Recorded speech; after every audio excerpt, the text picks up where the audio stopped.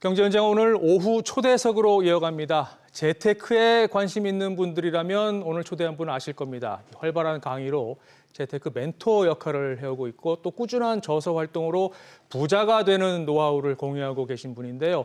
특히 3040 여성분들을 위한 맞춤형 팁을 주는 분입니다. 최근엔 엄마의 10억이라는 책을 출간하셨는데 이지영 리치그룹 대표 모셨습니다. 어서 오십시오. 반갑습니다. 어제 제가 책을 쭉 한번 훑어봤는데 일단 책 제목에서 조금 흥미로웠어요. 왜 10억인지, 1억도 있고 100억도 있는데 왜 10억인가요? 그것부터 좀 말씀해 주시죠. 네, 엄마의 10억이라는 이 10억이라는 숫자가 굉장히 큰 숫자이고요. 솔직히 어떤 분에게는 굉장히 터무니없이 큰 숫자로 느껴질 수도 있어요. 네. 그런데 사실 엄마의 1억이라고 하면 어쩌면 1억은 내일부터 해야겠다. 재테크 어쩌면 내일부터 할까? 아니면 뭐 다음에 해야겠다라고 생각할 수도 있어요. 네. 그런데 10억이라는 숫자는 뭔가 이거 하려면 내가 지금부터라도 뭔가 준비해야 되겠고 움직여야 되겠다라는 생각도 할 수 있고요. 내가 만약에 10억이라는 돈이 있다면 내가 해보고 싶은 것은 뭐 내 집 마련도 해보고 싶고 또 내 아이와 뭔가 내가 더 많은 것을 해보고 싶은 꿈이 다시 생길 것 같아요. 그래서 네. 저는 10억이라는 숫자는 나를 당장 행동하게 하고 그리고 나에게 꿈을 갖게 하는 숫자이기 때문에 사실 숫자라는 것이 나를 움직이게 하고 그리고 나에게 희망을 주는 숫자이기 때문에 10억이라는 숫자를 엄마의 10억이라는 제목을 지었습니다. 네, 궁금함이 해소가 됐습니다. 자, 이번이 6번째 책이죠? 네, 앞서 맞습니다. 나온 책들과는 내용이 뭐가 좀 다른 부분이 있습니까? 앞서 나온 책들은 엄마가 왜 재테크를 해야 하는지 그리고 또 그 구체적인 실전 방안들을 이야기를 했는데요. 네. 이번에는 그 안에서 가장 기본이 되는 부자 습관에 대해서 이야기를 나누고 있습니다. 네. 대표님 보면 지금 1,500만 원에서 시작하셔서 현재는 100억 원대 자산가가 되셨어요. 이제 앞으로 얘기를 하면서 이제 재테크 노하우를 좀 배워갈 텐데 먼저 돈을 벌어야 되겠다, 투자를 해야 되겠다 이렇게 마음먹은 계기가 있으십니까? 네, 제가 처음에 재테크를 해야겠다라고 느꼈던 계기는 첫 아이를 임신을 하게 되면서부터였어요. 그때까지 저는 먹자골목의 신혼의 작은 원룸에서 살고 있었는데요. 네. 그때까지는 꼭 내가 재테크를 해야 하나? 그냥 이렇게 하루 벌고 하루 살고 뭐 이렇게 해도 되지 않나? 그런 생각을 했었어요. 네. 근데 막상 엄마가 된다라고 생각하니까 두려움이 많이 들었어요. 어떻게 내 아이를 잘 키울 수 있을까? 그리고 또 만약에 아이가 배우고 싶은 것도 있을 수 있고 또 혹시라도 아이가 하고 싶은 게 있을 수도 있는데 내가 그런 거를 잘 돌봐줄 수 있는 그런 능력이 있는 엄마가 될 수가 있을까라는 두려움도 들었고 또 어쩌면 나의 가난이 내 대해서만 이렇게 이어지는 것이 아니라 네. 어쩌면 아이에게도 가난이 대물림이 되지 않을까라는 걱정이 되기 시작했어요. 그러면서 네. 내가 돈에 대해서 굴복하기보다는 돈을 통제할 수 있어야겠다라는 생각을 하게 됐어요. 네. 자, 이번 책에서는 특히 부자 습관의 중요성을 강조를 하셨거든요. 부자 네. 습관이 뭔가요?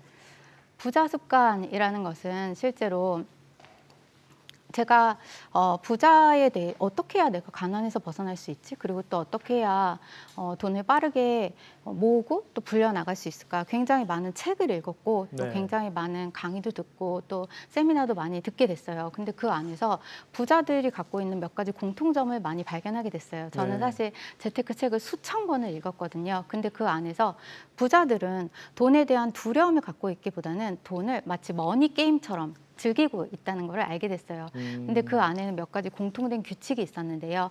예를 들면 가난한 사람들은 한 가지 직업을 가지고 이 직장이 평생 나를 지켜주겠지라고 생각하는데 네. 부자들은 다양한 파이프라인을 구축하기 시작해요. 내가 한 가지 직업이 있다고 해도 여기서 혹시라도 모르니까 다음 거를 확장해 나가고 있는 거죠. 그리고 또 좋은 빚과 나쁜 빚을 구분하면서 내가 어떻게 하면 대출을 레버리지로 활용할 수 있을까를 고민을 하고요. 또 위기라는 것이 나를 무너뜨리는 것으로만 받아들이는 것이 아니라 새로운 기회가 될 수 있지 않을까라고 긍정적인 생각을 갖고 있고요. 또 타인의 문제를 해결하면서 이것에서 내가 솔루션을 제시함으로써 또 다른 부를 창출해낼 수 있다라고 믿고 있고요. 네. 또 내가 완전히 준비가 돼야만 나는 실행을 하겠어라고 느끼는 것이 아니라 한 30% 준비가 된 순간에는 내가 도전을 하면서 그 안에서 부족한 점이 있다면 채워 나가면서 앞으로 시도해 나가면서 더 완성해 나가겠다라는 마음을 갖고 있다라는 걸 깨닫게 됐어요. 네. 책 내용 보면 굉장히 많은 투자 방법들이 지금 나열되어 있단 말입니다. 근데 오히려 너무 많은 거 아닌가라는 생각도 들더라고요. 가장 유용했던 재테크 방법은 뭔가요, 대표님? 가장 유용했던 재테크 방법에는 사실 재테크 방법에는 정말 수많은 방법이 있어요. 그렇죠. 근데 실제 제가 사용했던 여러 가지 방법 중에서도 예를 들어서 뭐 주식도 방법이 될 수 있고 부동산도 방법이 네. 될 수 있고요. 그런가 하면 최근에는 스마트 스토어 또는 블로그, 앱테크 정말 여러 가지 수많은 방법들이 있어요. 근데 저는 그 안에서 제가 질문을 많이 받아요. 어떤 게 가장 유용한가요? 어떤 게 가장 효과가 있나요? 이런 방법들 그리고 실제로 사업, 부동산 투자, 주식 투자, 앱테크 정말 탄탄한 파이프라인을 구축하기 위한 4가지 방법들이 있어요. 네. 근데 이 4가지 방법 중에서 제가 강조하고 싶은 것은 우선은 단 한 번이라도 시도를 해보시는 걸 추천을 드리고 싶어요. 그리고 그 안에서 가장 차별화될 수 있는 것은 사실 저를 차별화시킬 수 있었던 것 그리고 성공하신 분들을 보게 되면은 차별화시킬 수 있었던 건 자신에 대한 믿음이라고 생각해요. 많은 분들이 내가 사업을 해볼까? 또는 부동산 투자를 해볼까? 주식 투자 해볼까? 네. 앱테크 해볼까? 생각까지는 해요. 그런데 근데 이미 딴 사람도 다 해봤는데 난 이미 늦은 거 아니야? 근데 남들 다 하는 거 내가 한다고 뭐 되겠어? 이미 이거 끝난 거 아니야? 이렇게 생각을 하면서 실제로 자기 자신에 대한 의심이라던가 또는 내가 한다고 되겠어? 라고 이미 늦은 거 아니야? 라고 하는 타이밍을 놓치는 그런 행동들을 굉장히 많이 해요. 그래서 저는 재테크의 노하우나 기술적인 부분은 본인이 이미 어차피 정보가 너무나 많이 나와 있고요. 제 책 안에도 정보가 너무나 많이 나와 있어요. 그런데 이 안에 있는 걸 실제로 한 가지라도 실행을 하려면 본인에 대한 믿음, 내가 할 수 있다. 그리고 내가 하나라도 시도해보면 인생이 변할 것이라는 확신을 갖는 걸 권해드리고 싶어요. 네. 좀 전에 말씀하실 때 30% 준비된 상황에서 시도해라라고 말씀하셨는데 왜 30%입니까? 30%라는 것은 사실은 본인의 느낌일 거예요. 제가 여태까지 많은 재테크를 하면서 저는 사실 내가 90% 준비됐다고 느껴본 적이 없어요. 네. 사람은 자신이 노력을 하면 할수록 내가 부족하다고 느끼게 되거든요. 네. 어찌 보면 왜 많이 학생들 같은 경우에도 저는 보면은 공부 많이 했니? 라고 물어봤을 때 정말 공부를 잘하는 친구는 저 오늘 진짜 준비가 안 됐다라고 이야기를 해요. 근데 네. 그 친구 정말 공부를 잘하고 시험 점수도 잘 나와요. 근데 그 친구는 저 오늘 공부 하나도 못했어요. 막 이러는데 점수 막 90점 나와요. 네. 근데 약간 다 했어요, 다 했어요, 다 했어요라고 하는 친구는 점수가 잘 안 나와요. 그래서 어찌 보면은 본인이 굉장히 30% 정도 준비됐다고 느끼는 건 어쩌면 본인이 노력을 그동안 많이 했고 아직도 더 많이 나아갈 곳이 있기 때문에 어쩌면 자신이 부족하다고 느끼는 걸 수도 있다라는 거예요. 네. 그렇기 때문에 본인이 생각했을 때 나 아직은 30%인 것 같아라고 느낀다면 본인은 지금 노력을 하고 있는 상황이고 네. 그렇다면 본인에게 믿음을 갖고 시작을 해보라고 말씀드리고 싶어요. 네. 또 한 가지 눈길을 끌었던 거는 그 버는 수입의 20%는 자신에게 투자하라라고 네. 책에 쓰여져 있더라고요. 네. 이게 왜 중요한가요? 쉬운 일이 아니잖아요. 사실 20%나 투자한다는 게. 네, 20%라는 것은 사실 상징적인 의미이기도 하고요. 어찌 보면 아이가 없고 신혼부부이거나 또는 미혼이실 때는 어쩌면 20% 이상을 투자하실 수도 있어요.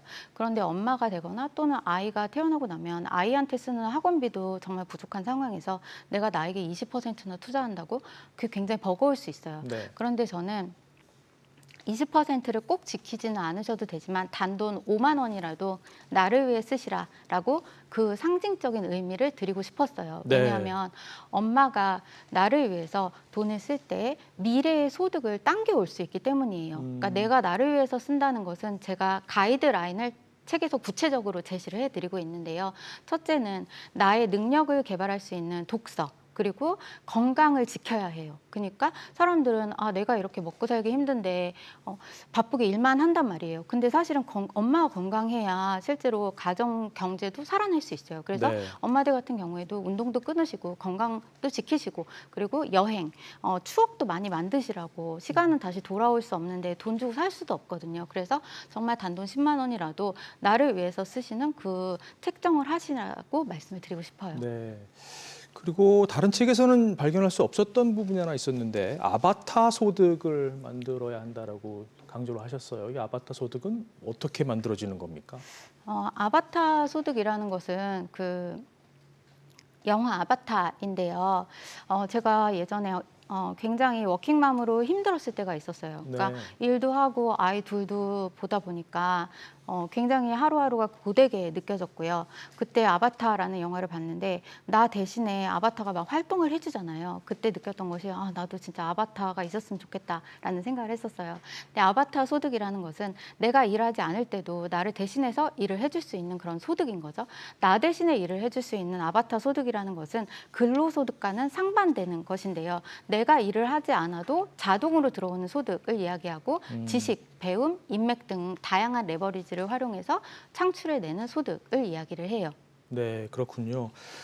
자, 근데 역시 뭐 결론은 공부잖아요. 지금 계속 강조하시는 게 자기 개발하고 책도 많이 읽어야 되고 여러 가지 정보도 접해야 되고 하는데 요즘 가장 많이 하고 계신 공부는 뭔가요? 저는 요즘에는 돈의 흐름에 대해서 공부를 많이 하고 있어요. 그러니까 실제 우리가 이 투자에 있어서는 돈이 어느 방향으로 흐르고 있는가 이걸 굉장히 잘 보셔야 되거든요. 네. 예를 들어서 금리가 지금 굉장히 많이 작년부터 많이 오르고 있잖아요. 그러면 네. 금리가 오를 때는 돈이 어디로 움직이고 있는가? 금리가 만약에 낮아진다면 그러면 이 자금은 어디로 흘러갈 것인가? 이것을 내가 미리 공부를 하고 있다면 그리고 그때 미리 그 흐름을 예측해서 그 안에 나는 미리 움직이고 있다면 사실 수익을 창출해낼 수 있기 때문에 네. 그 돈의 흐름을 보기 위해서 그 큰 그림을 보기 위해서 여러 가지 금융연구소에서 발간하는 자료들이 있어요. 그런 경제 전망이라던가 또는 자료들을 많이 읽고 있어요. 네. 그렇다면 종합해서 이제 실전 노하우도 좀 공유를 해주시죠. 지금 제가 만약에 종잣돈으로 500만 원이 있다. 어디서 어떻게 시작을 해야 되는 겁니까? 500만 원이 만약에 있다라고 한다면 실제로 저의 경우에는 사실 500만 원이라는 돈이 굉장히 적은 돈이라고 생각할 수도 있지만 사실은 500만 원을 잘 굴리는 사람이야말로 나중에 5억도 잘 굴리는 사람이 될 수 있다라는 생각을 해요. 네. 그렇기 때문에 적은 돈을 내가 어떻게 굴리느냐에 따라서 미래가 달라질 수 있다라는 자신감을 갖고 실제 임해야 된다라고 생각하는데요. 네. 먼저 가장 중요한 건 500만 원으로 만약에 저에게 500만 원이 있다면 저는 처음에는 500만 원 중에서 일부로는 주식 투자를 시작할 것 같아요.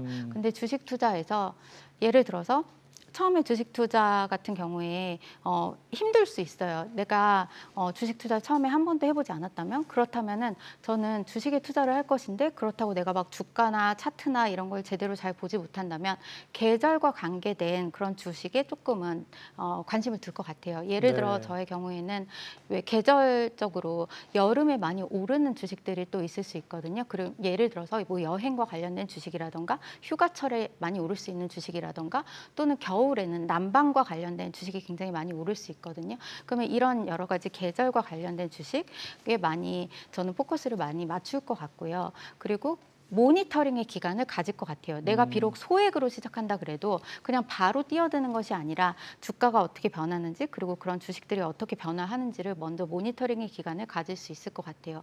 그리고 두 번째로는